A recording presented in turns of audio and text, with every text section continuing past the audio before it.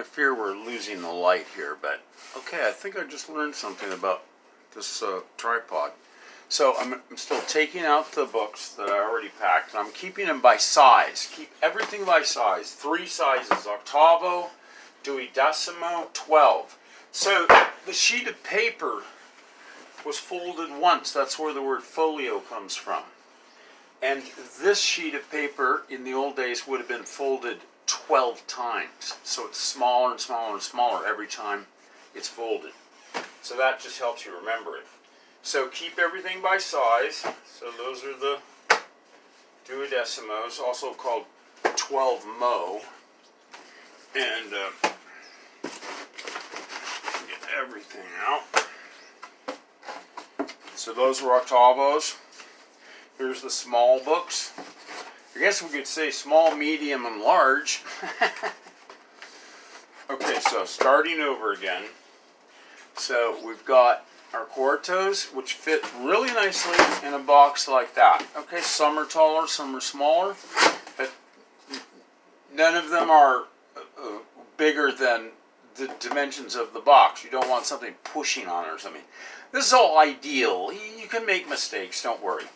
So I'm putting my quartos in there, and you can do this any way you want. For example, you can have one box of just quartos, okay? Or you could have one box just of the octavos, the medium, in American. So in this box right here, it's nice. We have some quartos. We put the octavos right next to it. Right next to it. Fits just perfectly. Quartos and octavos. That's just one combination. So I'm just going to fill it up with octavos. But one thing you note about, and yeah, I'll talk about that in a minute. But one thing you note about the octavos is there's a lot of wide space here. So you take a book, preferably not damaging the dust jacket, and you put some books down the side. You don't want it super tight. Just don't worry about that. Just get them in there. They'll be fine. They'll get here. So what if a couple books get damaged? Really. All right, so we don't have, let's pretend we don't have any octavos now. I can take the duodecimos, the small books, and I can make 2 stacks on top of the quarto. And then let's say that's all I have of those.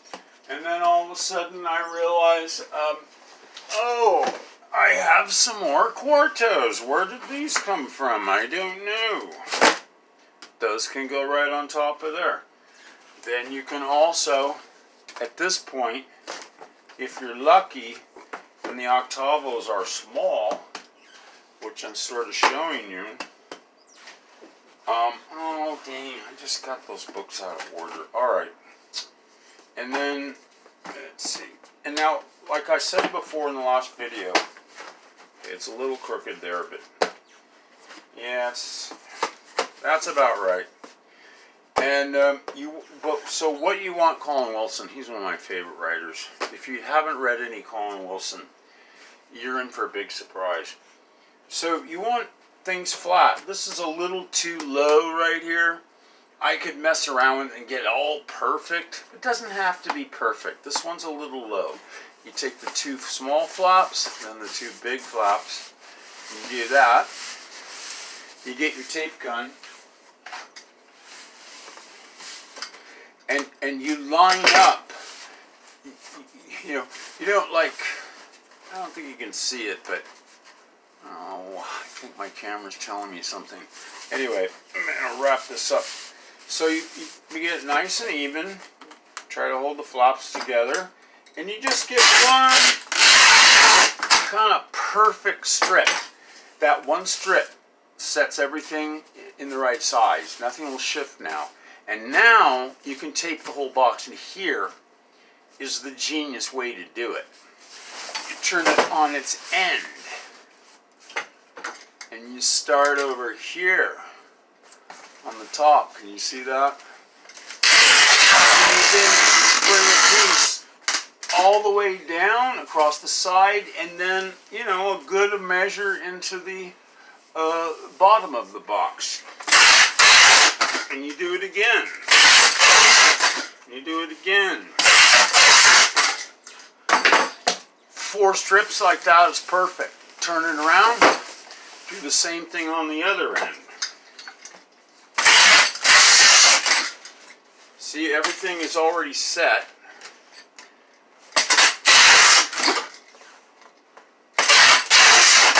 So, and there's, whoops, and here's number 4. Oh, and I did, because I'm in a hurry. Let's pretend I just did 4.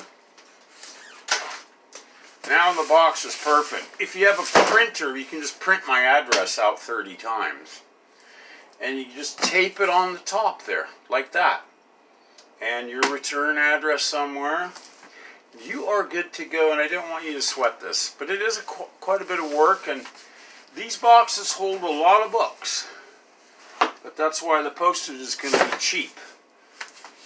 If you're into lifting weights, then you won't have to lift weights for a while. But if you're not, I wish I was there. I don't know, just find somebody to take them out of your workshop and down to the post office and send them media mail, uninsured, no insurance, no special, nothing. They're all books. They're going to get there, and I'll advance you the postage.